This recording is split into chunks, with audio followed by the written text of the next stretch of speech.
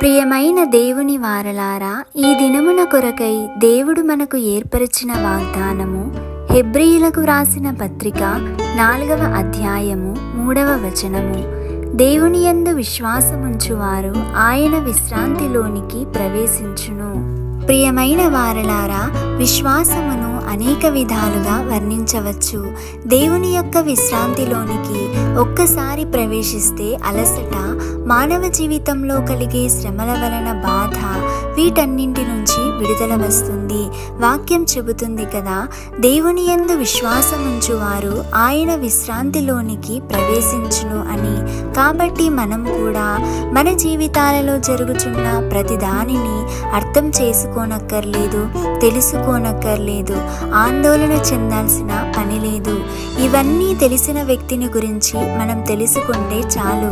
ఆయన యందు విశ్వాసం ఉంచితే చాలు. ఆ విశ్వాసము మనలో ఉన్నట్లయితే బాధ ఉండదు, రేపటిని గూర్చిన చింత ఉండదు. ఏది ఏమైనా యేసయ్య ఉన్నారు అనే ధైర్యము మనలో ఉంటుంది. నిన్న నేడు నిరంతరము ఏకరీతిగా ఉన్న దేవుడు మనకున్నారు. నీవు నేను పుట్టక మునుపే మనల్ని గురించిన ప్రణాళికను కలిగిన తండ్రి మనకున్నారు. ఈ విశ్వాసము మనలో ఆందోళనను రానివ్వదు, సంతోషాన్నిస్తుంది.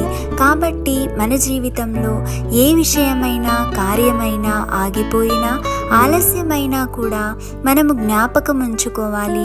ఆయన నా కొరకు ఏమి కలిగి ఉన్నను, ఆయన నన్ను నా భవిష్యత్తును తన అరచేతిలో చెక్కి ఉన్నాడు.